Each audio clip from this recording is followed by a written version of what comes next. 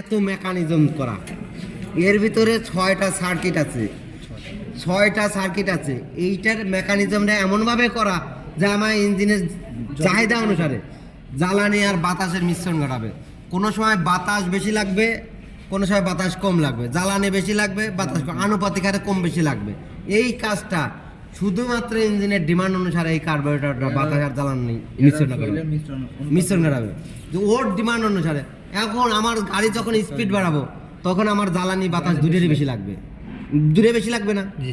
সেক্ষেত্রে আমার বাতাস আর জ্বালানি বেশি দেবে, ও অটো দিয়ে দেবে। আমি অ্যাক্সেলেটারে পাড়া দিলে ও সেই মেজারমেন্ট অনুসারে বাতাস আর জ্বালানি মিশ্রণটা নেব। আমি যদি অ্যাক্সেলেটার না দিই, ও অটো আইডেল স্পিডে যতটুকু বাতাস আর জ্বালানি মিশ্রণ লাগবে সেই মাপে নেবে। বোঝাইতে পারলাম?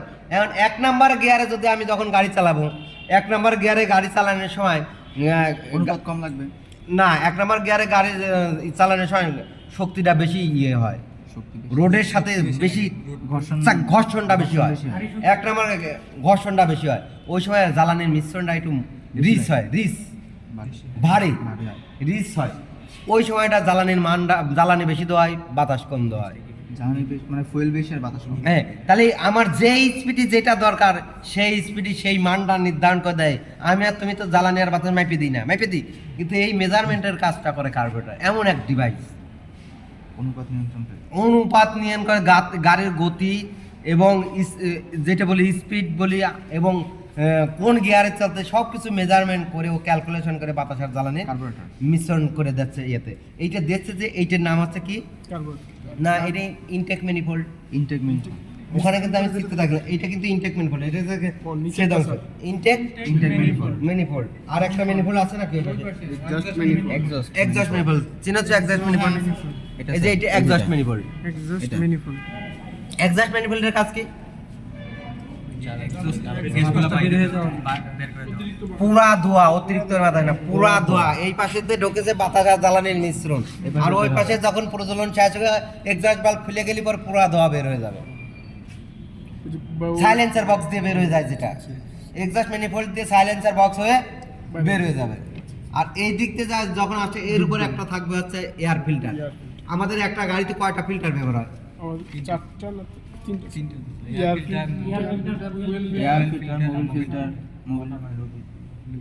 মোবাইল ফিল্টার বলো না, বারবারই বলি তুই মোবাইল না বলে মোবাইল ফিল্টার বলতে পারি। একটা গাড়িতে 3টে ফিল্টার ব্যবহার হয়। কয়টা? 3টে। এমনি নর্মালি দেখো, এটা গাড়িতে আমরা কি তরল হিসাবে কয়টা জিনিস ব্যবহার, অনেক তরল ব্যবহার করি। এখানে কয়টা ব্যবহার করতেছি? ফুয়েল আর এয়ার, যদিও গ্যাস আর ফুয়েল হচ্ছে জ্বালানি। আর একটা জিনিস ব্যবহার করতে, লুব্রিকেন্ট, পিচ্ছিল করার জন্য। এই লোহার সাথে লোহা চলাফেরা করার জন্য কোনো প্রকার ক্ষয় না হয়, তাপ উৎপন্ন না হয়, ক্ষয় না হয়। যতই বলি আমরা তারপরেও ক্ষয় হয়। এই ক্ষয়টা আবার তলানি হিসেবে জমা করে লুব্রিকেন্ট। এটাও একটা গুণ লুব্রিকেন্টের। পিচ্ছিল করে, ক্ষয় প্রতিরোধ করে, তাপ প্রতিরোধ করে, তলানি জমা করে। তলানি আমরা যতই বলি ক্ষয় হয় না, ক্ষয় হয় একদম মিহি, যেটা আমরা পাইতে দেখা লাগবে, ম্যাগনিফাইং গ্লাস দিয়ে দেখা লাগবে বা অনুবীক্ষণ যন্ত্র দিয়ে দেখা লাগবে। ক্ষুদ্র ক্ষুদ্র কণা জমতে এক সময় নষ্ট হয়ে যায়। আমি গতকালকে পাল্টাইছি, ওইটা একটু হাত দিয়ে দেখতে পারবো, ওর কোনো আঠা নাই, ওর ভিতরে ময়লা ভালো কেস করতে। এখানে আমার এক বালতি আছে। হ্যাঁ, গতকালকে যেটাই করেছি আমি, ঠিক আছে, ওই জিনিসটা কিন্তু আছে। আমরা অ্যাসেটের তো করছি। হ্যাঁ, অ্যাসেটের গাড়িটাই করা। ওই গাড়িটা নিয়ে বেশ ট্রাভেল ছিল। এখন ঘটনা হচ্ছে, এই জায়গার যে স্যারেরা ছিল তাদের বয়স হয়ে গেছে, তারা রিটায়ার্ডে চলে গেছে, এই ট্রেডটা মেনটেন করে নেয়। এমন এক সময় ছিল এই ট্রেডে 11 জন টিচার ছিল।